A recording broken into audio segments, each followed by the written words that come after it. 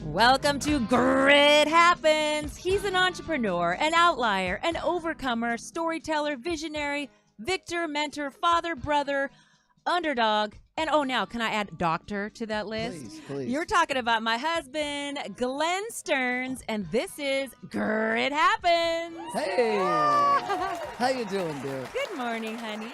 How you doing? Doctor, I'm sorry. I just can't call you doctor. Please, I've earned that title. I know, but now he goes around saying, call me doctor, doctor. He got an honorary doctorate from Gannon University. Okay, I didn't earn it. It was a humanitarian. It was for your business and all that you've been doing and all you've given to the city. They were very, you didn't have to study for it, but you went through a lot of pain to get it. I will say that. Thank you. Very well. So I'm talking, of course, about Undercover Billionaire, the show he was on in Erie, Pennsylvania, and I'm excited. I'm excited too. I know. So talk about TV stars now that you're in that space. Yeah. We have someone very special that's going to join us today. You know, we talk about stories of grit and overcomers and things that have happened in life that have kind of blended us to make us who we are today. And today's guest is no stranger to overcoming, surviving. I think we have a lot in common. I think you do too. This gentleman, let me give you a little background. I know you may know him. He got his real estate license at the young age of 21 and was going really well. And then guess what? 2008 hit, boom, bubble burst. And what do? You got to pivot, right? So he did in a big way, created a show with his wife at the time, Christina, created a show Flip or Flop for HGTV. And boy, that went well. They formed the El Moussa group, his investment. He's gone on to have a few other shows, Rock the Block. You did your homework. I did a little bit. That. He's got 2 small children and lives down in our neighborhood and now is about to have his own new show, Tarek's Flip Side, coming up on Discovery Plus in the family. I'd like to bring him because he's been over, has his own share of grit stories. So we're going to talk about that today. Please welcome Tarek El Moussa. Hey. How you guys doing? Good morning. Wow, that was one heck of an intro. Good morning. See, I'm not. That's why I have my sidekick here. She knows exactly how to get you going there. How you doing, good. Tarek? Like I'm doing fantastic. Good morning. How you guys doing today? Really well, really well. We are really good. So I don't know if you saw Glenn's show, Tarek, but he sure could have used your help in one of the episodes. Hey, Undercover Billionaire, that is a really, really fun show. That is really cool you got to do that. Hey, let me tell you, it was fun until I got to the part where I could have used your help. I mean, I bombed. I flopped. It was a flopper flop. It wasn't a flipper flop. It was horrible. He wanted to flip it off after he was got in there. Oh my goodness. So hey, so I am really curious. I mean, we're going to talk about your shows and what you've done, and I think that's fantastic. But how do you get there, right? Because I have so many people that reach out to me and go, I can't believe, how do you get on a show? It's like, and it's not about the show because it's really, your life leads you to a place where then you can have this, amazing kind of public life. And, how does it start, and here you were at 20, 21 being a real estate agent and you go out there and do your thing. And then, you kind of flop as everybody did. And then you take that and accelerate it to a point where, you've had a great career in television.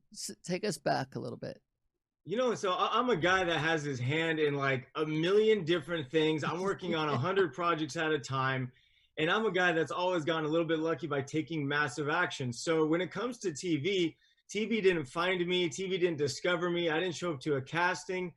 I put myself on TV being an entrepreneur because I knew if I can get on TV, I can build a brand and I can make some money.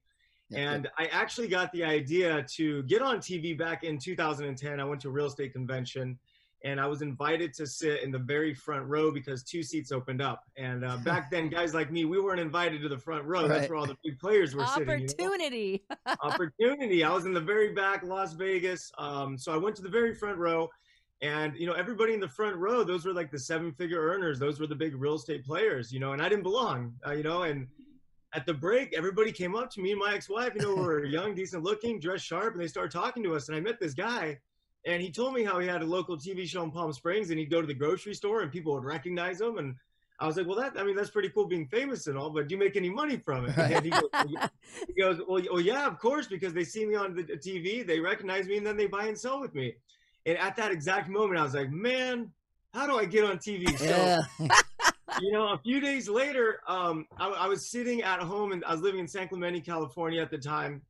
And I was racking my brain. I was like, man, this guy's on TV. I got to get on TV. What do I do? And then that same week, I had just bought my first flip. So I was sitting there racking my brain. I was like, well, what if I flip houses on TV? Wow. So I came up with the idea to flip houses on TV, by the way, before I ever flipped a house. Right. Okay? It was like a complete pipe dream. So I did the one thing that 99% of people don't do. I took action. That's right. Yes. Hello. I just did it. Like, people ask me, oh, how do you do it? Well, you just do it. Yesterday, I was having a conversation with my future brother-in-law about doing something. He's talking about doing it. I'm like, dude, just do it. Like, what are you waiting for? So, isn't it so true that people just don't do it? Nike had a good idea.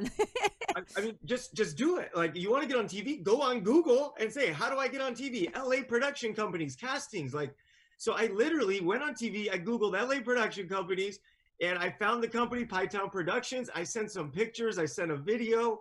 I remember my ex-wife, it was 10 o'clock at night. She was walking up the stairs. She's like, what are you doing? I was like, I'm about to get us a TV show. She's like, you're crazy. Go to bed. You're always coming up with this weird stuff, And I woke up the next day, and they responded. And it's been a wild ride. Wow. Wow. I love that. It's funny because I was in the mortgage business back in, the late 80s, early 90s. And I was thinking, how do I up my game? Because everybody was out there hitting real estate offices, and I couldn't get in because, the doors are all closed, and, I'm sorry, we're a closed office, and it's like, I need to get in past that receptionist. What do I do? And I'm sitting there watching the news one night, and they start talking about home ownership and all these things. And I thought, man, I've got some great programs. HUD is doing a program where if you put $100 down, that's all you have to do. You can buy a condo. Or if you're an officer, you can get 50% off, or a teacher next door. So I start calling the news stations. Yeah. Hey, I've got someone who just bought a home with $100. That's less than you can put for the down payment or for a rent deposit. And they own the home. And they go, oh, can we do a story on that? Exactly the same thing. Well, and long story short is, after that happened, I ended up getting on the news like every week with a new program.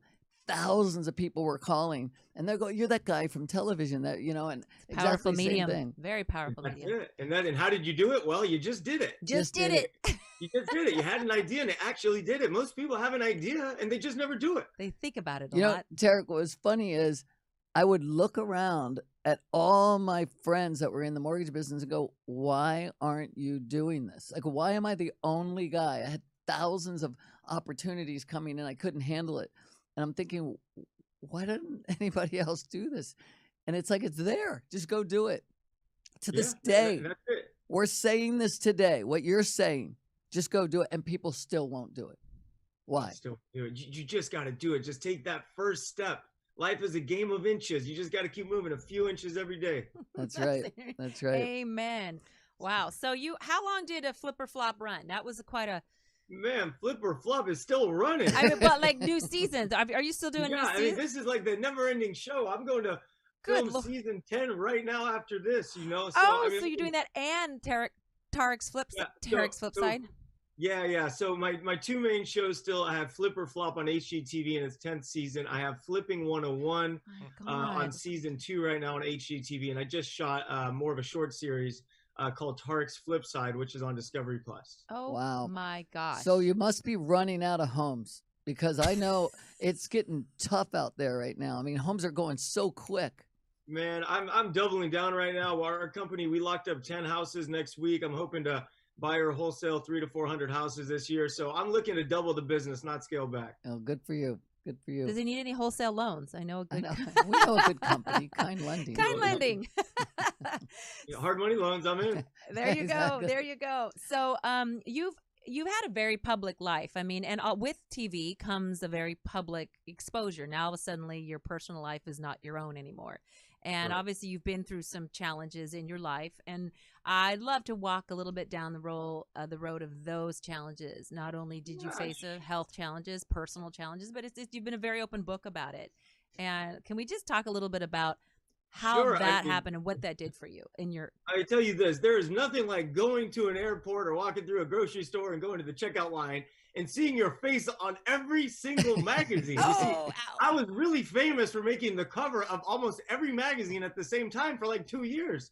You know, so it's like this divorce, it like shook the world. Like I couldn't believe how much pickup we got over this thing. You know, I think it just Wow. went viral, and you know, it was just some of the worst times of my life. You know, you can't hide from that, but what doesn't kill you makes you stronger. So you know, the public divorce was really, really tough, but you know, I went through about 5-6 years of struggles, and in 2013, going into season 2 of Flip or Flop, a viewer noticed a lump on my neck, sent a message to the production company, and it turns out I had thyroid cancer.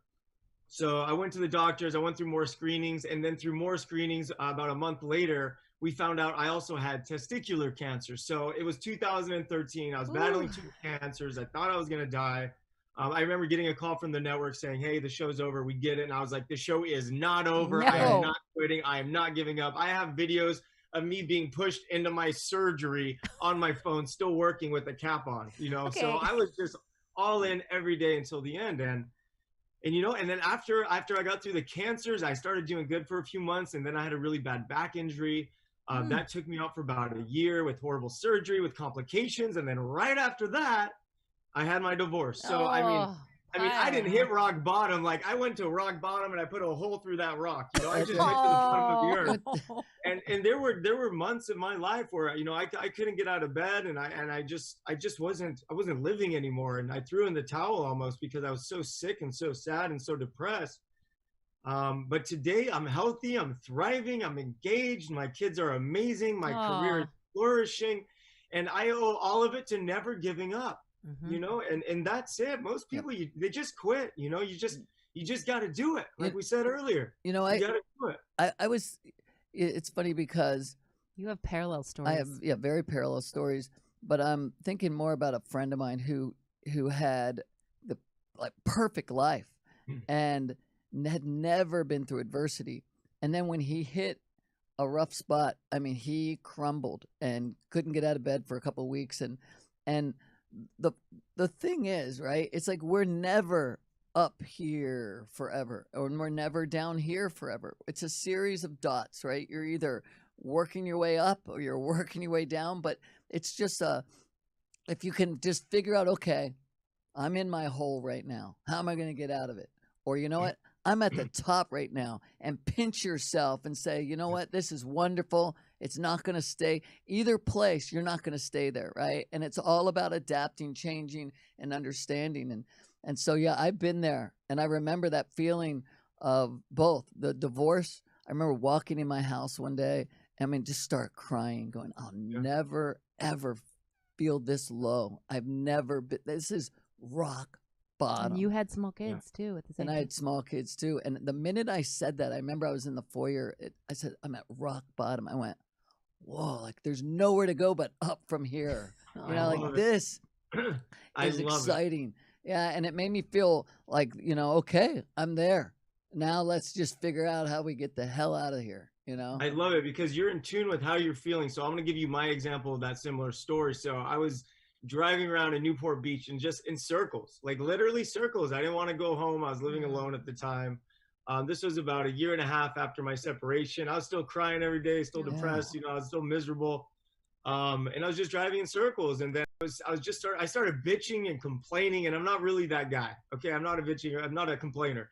And I just started complaining out loud, and this isn't fair, and that's not fair, and this isn't fair. And you know what hit me? The word fair. And then I literally said this out loud. I said, you know what, dude? Life's not fair. Right. And the second I acknowledged that this life isn't fair, it really helped me start moving forward, because it's not fair and you can't control everything and shit happens. Right. You got to just fight through it and keep moving forward. You know what I've learned, and obviously now I understand you're engaged and very, very happily in love. Congratulations, yes, by the way. Is that again, I was 14 when I had my first child. Okay. So I'm in 8th grade and I have, my friends walking up to me, these young girls saying, my dad and mom said I can't talk to you anymore. Like things that would just hurt so bad as a young kid. And all of those things help make us who we are, right? They strengthen us. So I found that every time that something hit me, if what I remember from that is, wow, I grew a lot from that, right? And so, my mom would put me and my sister in the car when we were 5 years old and say, let's go, we're going to get lost. And we'd get lost, and then we'd be in the corner going, where do we go from here? And it was so fun to find our way back. So what's conditioned in my mind throughout my life has been that whenever I'm lost, whenever I'm, in a place where I don't know what's around the corner, that is an exciting place to be instead of a frightening place to be, if it makes sense. And so, what it sounds like the same thing has happened in your life is you learn that when we hit some painful moments, we're going to be much stronger for it, and if you can figure that out quick enough, you get out of that hole faster. Yeah, well, that's a defining moment for most people. That you're in a position where you have a choice. Do you dig your way out and you keep fighting for yourself and move forward, or do you crumble and fold? A lot of people, they hit hard times and then they become, it's debilitating, and they don't fight back and they just crumble and they suffer and they live in pain for years at a time. And really, it's a choice. You got to dig deep and just make that choice for yourself that you want more, that you're willing to do whatever it takes to feel better. That's right. I really think, to your point, I think it's an internal shift. Like, I think I have heard Glenn's story and I've heard your story. Like, you really came face to face with yourself. This wasn't anybody telling you what you had to do. You literally had to hit that bottom and look up, because there wasn't anybody down there that was going to pull you up out of it. And I think a lot of people wait, well, if this changed, or if this person showed up, or if I go to a therapist, or if I go to here, and someone will tell me what to do. And you really had to dig deep into your own self. Do you agree with that? Oh my God. I mean, the deepest you could ever go. Like Glenn was saying, when you're in that rock bottom moment, there's nowhere to go but up, So I found myself alone, lost, scared, confused, lost. And on top of all that, I had a lot of medical stuff going on. Ugh. Yeah. So I never thought I'd see the light at the end of the tunnel. I thought my life was over. And I'm just so happy I kept fighting. I can't even tell you guys, and that's the thing about life, and the reason I'm so happy today and you see this big old smile on the screen is because I've experienced hard times. Like, if I didn't experience hard times, I wouldn't be able to appreciate the normal times or the good times, because I've had such shitty times in my life. Oh, so I appreciate every day. Amen. I was thinking about you just talking about sometimes, we gotta rely on ourselves. And we had we did an event at Necker Island with Richard Branson a few times actually, but one time we invited this guy, and his name was Joe Simpson. He was a climber that was in the documentary Touching the Void. That's right. Very compelling story. So he talks about, there was a lot of people of faith at this, not everybody, but there were some real people with faith, that they talked about, God help me, and that's wonderful when you have that to believe in. He says that he was climbing a mountain, one of the highest mountains in the Andes. He breaks his leg. His partner won't let him go, so he starts lowering him down over the ledges. Well, he got to one ledge, and he went over the ledge, and he was hanging below it, and he couldn't get back up. Finally, the partner had to cut the rope. Or they both were going to die. It was and send him to his death.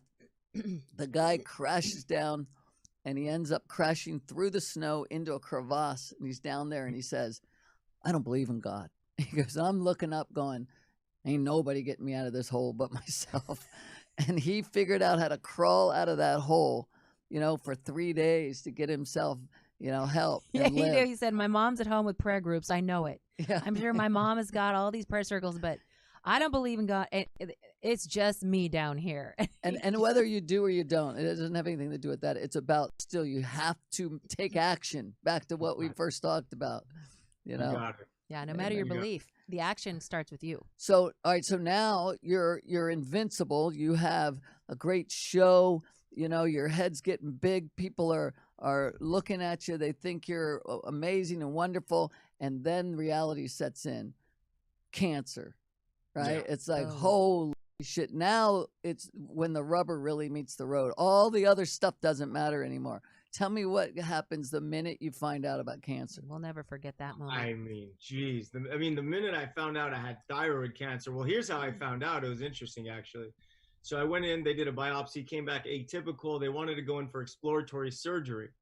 So I went in for, it was supposed to be like an hour procedure. Long story short, apparently I was under for about 5 hours. Ooh. I woke up, looked up, and I remember my ex-wife was staring right down at me, just crying everywhere. And the first words that came out of my mouth were, "I have cancer, don't I?" And the answer was yes. So I didn't find out I had cancer until they removed my entire thyroid and a bunch of my lymph nodes. Oh, wow. Wow. You know, I was sitting in a gurney. in a gurney. At the hospital bed. Yeah, exactly. And He too had a lump. He had a lump on his neck. His was base of tongue, but he had a lump on his his lymph node for so long that wouldn't go down, and it just, we tried everything, antibiotics, and it's amazing that viewer spotted that was able to recognize that. What a gift that was. Yeah. So But his too, he had no what idea. was yours, Glenn?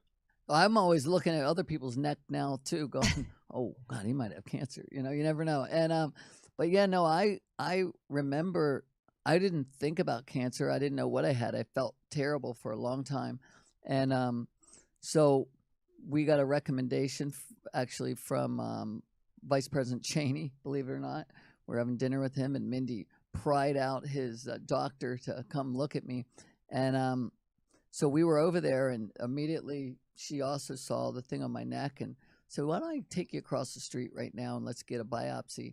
And I had no clue, you know. So he does a little biopsy. He says, I'd like to put you under, kind of the same thing, exploratory surgery next day. So Mindy left because we didn't think it was cancer. I didn't know what it was. I'm sitting on the gurney. I'm waiting.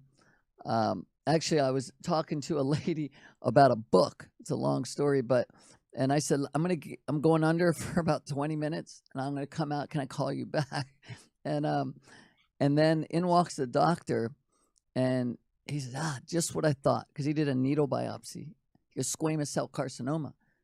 And I'm going, oh, carcinoma, that's a bad word. It's a bad, like, it couldn't, I didn't remember what it was, but it was going fast, right? And then he looks at me, he goes, yeah, cancer. And I remember, like, I could see my hands were here, right? It went, whoop, and went to this little tunnel, like, and I'm going, cancer. And he keeps talking, but it wasn't really, I couldn't hear him very well. But he says, were you a smoker? I said, never. Were you a drinker? I'm like, I did pretty good in college. He's like, huh. I goes, because it's, this is like a 50-50. You're going to be, I'm like 50-50. And then he goes, unless it's tied to HPV, then it's more like an 85. You got a better shot. I'm like, can I have that one, please? Yeah, right. And it took a few days to find out, but it was. And then I remember them wheeling me to go do the explore, and I felt like I was going to the gallows. I'm just like just sitting there. It was, one of those. And the first thing. Now, did you have your kids at that point? Yeah, I already had my daughter Taylor, already. Right? Yeah, I had my daughter Taylor. Braden wasn't born yet. But it's interesting. So I remember my moment too. So I was getting my thyroid, I was going through talking to my thyroid cancer doctor. There was a last minute opening for an ultrasound on my testicle. And the only reason that I went is because the doctor misdiagnosed my thyroid cancer, and we found he missed something else about a year prior. So just to be sure, I went and got checked. So I'm sitting there, I'm getting the ultrasound done. I'm talking to the guy, he's local, we're talking, and all of a sudden he gets real quiet on me. And I'm like, man, why is he getting quiet on me? So I'm like, hey, what's going on? What's wrong? And he goes, oh, nothing's wrong. I'm like, that's bullshit. I know something's wrong. You're being so quiet. And he was a younger guy, and he goes, you're in pain? I'm like, what are you talking about? He goes, if you're in pain, you should go down the hall. The emergency room's right down the hall. So he didn't tell me what I had, but he told me to go to the emergency room. So 20 minutes later, I find out I have testicular cancer, and they're booking my surgery. God. And that's how I found out. Damn. Wow. Now, where's your mind go when you find out you've got cancer and you're thinking this could be it? When I found out I had one cancer, I was thinking, okay, this isn't good. I got to fight through this. When I found out I had the second cancer, I thought it was over. I thought that was it. Yeah. You know, I figured 2 cancers, 30 years old, 31 years old, and That's young. I didn't know anything about cancer. I went home that night and I thought it was over. Yeah. No, I And then you remember. Google, and everything on Google says you're going to die. Yeah, It's pretty much. horrible. It's Stay away from horrible. Google. Oh, Dr. Google. Even the doctor said, don't go to Dr. Google. He's not a very He's optimistic the doctor. worst doctor. He's terrible. But I tell Terrible. you, I went right to my kids. As you know, it was you know, I've got 6 kids, so 4 of them, I felt like, yeah, they're okay. They're old enough. They're kind of baked in their life, you know. But 2 are very young, similar to you had 1 at that time, and I thought I can't leave these kids, you know, without a dad. That's just it's gonna screw their whole lives up. Yeah. And it was a rough time. But what's amazing about the cancer, at least for me, was it's like you're walking through life and you don't even notice this door or this window, whatever you want to call it. And for me, it like opened with immediate gratitude for life. I just went, whoa, slow down. Well, that's not a big deal anymore. Why did I get upset over that? Who cares about, you know, this and that? And it just made my life so much better because I began to appreciate so much more, you know. Yeah. And I just remember, like, you know, on Facebook or whatever, I didn't pay attention that often. And when people would say something, now all of a sudden, like, you know, I have cancer, I go, oh, it's too bad, you know, or whatever. Now you realize the fear they have, or, you know, everything that goes on with life becomes so much more sweeter. You know, you just really realize every minute, every, you know, in every encounter, every person, it's just so much better when you realize it's not forever, you know. And it changes you. it changes you. It changes you, you know, and like you said, like I said, you know, it's, you know, we don't sweat the small things anymore. We are grateful for life. You know, we're excited, you know, and you know, and I feel like if I didn't have such hard times, I wouldn't have the mindset I have today. Yep. And that's the whole thing that's about adversity. We work with a group called Horatio Alger, and it's about young kids that have had severe adversity in their lives. And I mean, their parents are dead or in jail, and all their siblings, and yet they have found education as their way out. And so they're in 11th grade when they come in and apply for these scholarships to go to college, and you know, we give them scholarships. So there are 40,000 applicants last year. Wow. And we end up giving a few thousand out a year. And then there's these main 100 or so scholars that are the national scholars, and they hear their stories. But what they are, all of them are grateful because they just have that positive mindset. They're not victims. No. I think there's a Yeah. mindset too to Yeah. be a victim or a victor, and I think that's, you know, that's something Glenn has always adopted, that mindset. And you seem like you have the same mindset in everything that you do. Is you just kind of can't. push. Yeah, I'm sorry, man. I can't tell you how much someone with a victim mindset just drives me up the wall. You know, excuses and it's excuses like you and reasons why they can't do this, and reason why I did this, and why. I mean, I just hear this to this day. I hear all these excuses and why I'm at where I'm at. Like, listen, I used to watch diesel trucks in Compton for $5 an hour. Yeah. Okay, Hey. I used to deliver pizza before I got into real estate. I've had 2 cancers in public. I've fought for every single thing I have. So You've earned it. I believe in life. Anything is possible. We are responsible for what we do and who we are, and we are not victims. Yep. Amen. Hey, we're in the Can I get an same amen? Can I get a camp a- here. Can I get an audience clap on that? Hey, what do you know? You woke him up. You woke him up.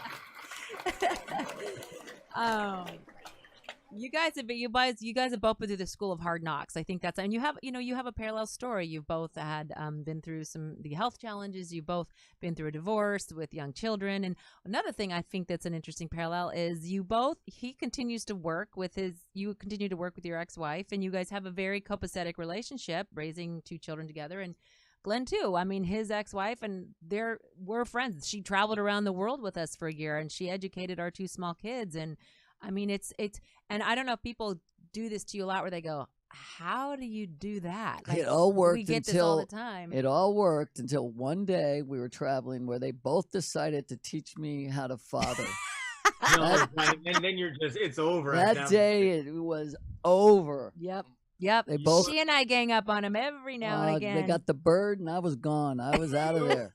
like I love that you guys just told me that, because people ask me all the time, how do you guys do it? I couldn't do it. I was like, listen, you don't know what you can do until you have to do it. Until you have Okay, to. it's like, looking at the outside, you think it's impossible, but when you're in it, it's possible. Yeah. It is possible. And the people that don't do it, again, are those that have the victim mentality or make excuses or think of themselves. When you think of children and a greater picture and a purpose. Hang on. I'm going to stick up for the other 85% that can't do it and tell you that it takes all sides. Takes all sides. Right? Right. You may want to do it, but what if the other side doesn't want to do it? You can't control that other person. I mean. It takes everybody. It takes everybody being on the same page. Right. Like that's the only That's way. what you mean too. I know that's you do, but what I was saying. Like if anybody in the equation is thinking of self, thinking of being a victim and having excuse, if anybody's playing the poor me game, it's not going to work. I think all parties have to step in and say, look, it didn't work. We created these beautiful kids together. Those are a byproduct of our love. Okay, now let's figure out how to raise them together and not think of ourselves, our insecurities, our needs, our whammy, our hurt. Just move on, because kids are involved and it's important. You gotta I agree with you, Minnie. We gotta put the kids first always, and I think if you put the kids first, then the right decisions are gonna be made. So have you met her? Is she married now? She's married, right? She just going through her second divorce right now. Oh, okay. So yeah, we separated 4.5 years ago. I think she got remarried about a little under 2 years ago. Mm-hmm. But yeah, real nice guy. His name was Ant. I don't know him very well, but hung out a few times. Seemed like a real nice guy. Yeah. And then do you have a date for you? Are we got something coming up? Oh, we have a wedding coming up this year. I can't the time, a location, none of that. What? But we should be having a wedding this year. There you go. And it'll all be filmed, right? I can't even say her name. The beautiful Heather Ray Young. Yes. There you go. Now, you guys are two very public figures too. Is it something that, are you going to put the wedding on camera? Is it going to be, are you going to document it in your, the new one? Flip side? So we're really trying not to. Oh, come on. Everybody. No, I'm scared. No, there's no come on. We're trying not to. We're really leaning towards not filming the wedding. I've been filming for 10 years, guys. Yeah, got to keep something sacred. We're thinking we just want to have a wedding day, no one miking us up, no interviews, no cameras, just go and get married. We love each other. We met randomly on the back of the boat. Like, it wasn't a setup thing. Catalina, little proposal. That was fun. very Did you romantic. see that? That was fun. I shut down the Wisconsin beach. Almost lit the whole thing on fire with all the candles. And so beautiful. Yes, I think it's a great love story. And I love that your little daughter, Taylor, is now getting into flipping, or at least putting her input in. We got a Tay-Tay. Yeah. We have a Taylor. We have a young Taylor. Oh, you do? She's 12. We should get them together. We live in the same, they're practically the same age. My Taylor's going to be 11. Oh, there you go. There you go. They're close in age. So, well, we're excited about your next phase and excited about the life ahead of you. It sounds like you have turned that leaf and turned it over and really made an incredible life for yourself. And it's all was you. Like, you really, you got good people around you, but you really have reached in deep. And I think a lot of people can learn from that. That's right. We got to get to know each other, because we're in the same business. We're doing home loans. You're both reality show stars. Oh, that too. Yeah. Oh, that too. I have so many questions for you guys. I'm going to go start my own podcast. I have so many questions. Well, yeah, shoot. Like, we'll make dinner and we'll sit down. It'd be great. It'd be great to get together. So many questions. Yeah. No, we do that. Again, we're right around the corner from each other. It'd be great. So we need to learn. It's always, we were just at an event the other night, and it's all about getting other like-minded entrepreneurs together, and just there's so many different ways to skin a cat and so many ways to really collaborate with other people that it'd be great to get together and just see where it goes. Yeah, I'd love that. I'll send you guys a message today. I'll send you my number, and Heather would love to get together, I'm sure. That sounds perfect. So we got. Well, I before we leave, I have one more question. As far as the kids go, like, how do you ever get nervous about the kids on the camera and with the cybersecurity and stuff and navigating their social media? Now they're in a world with social media and stuff, and that is a big influence in their lives. How do you navigate that? they're not on social media yet. Keep it So away from them as long as possible. Yeah, there's nothing to worry Don't about do it. there. My daughter has a phone that has every parental block humanly possible, Yeah. I so love they're hearing pretty that. sheltered, to be honest with you. Good. Keep them that way. I promise. Keep them Yeah. that way. It'll be good for you Yeah. in the long run. All right. Well, Trust us. I think Yeah. we've covered a lot of great stuff. We're really grateful for you to get up with us and join us here on Grit Happens. You've certainly lived through your share of grit and come out polished up like a nice shiny diamond. And I'm just getting started. I so- know. You guys You're will young. never stop. Shoot, you got 18 years. I got 18 years on you, I think, something like that. So yeah, you got a long way to go. Almost 40. This year's the Hey. year. This is you got a 40th birthday coming up this year. That's a big deal. Happy birthday. When's your birthday? August 21st. Oh, coming All up. right. Okay, well, Well, Tarek, hey, congratulations on your success, everything that you've got going, and for overcoming what you've done. Again, a lot of people get to look at you and it's an inspiration to see other people that have overcome things and still remain positive, and it's so hard to get people to understand that, it's better to learn off other people's pain, right? But when you're in it yourself, you got to remain positive, and so I'm impressed. I was looking forward to meeting you, and I hope we, we'll get together here in the next couple of weeks or months here. So, And in the meantime, you can follow Tarek on The Real Tarek Moussa on Instagram. Of course, Tarek's Flip Side coming up on Discovery Plus, and Flip or Flop still everywhere you look. It's there. You're That's right. everywhere. So we are really excited you gave us a few minutes to be here with us. So thank you, Tarek. Thank you for being with us today. Had a great So- time. Take care. Guys. All right. Real Look nice forward to meeting you. seeing you. Well, Me that's too. been, thank you for joining us. Be sure to tune into Facebook and Instagram. Grit Happens. You want to follow Glenn Stearns on Instagram, Facebook, and watch new episodes every Thursday at 2 p.m. That's it for us today. You've listened to another episode of, say it with me, Grit Happens. Thank you. Take care, everybody.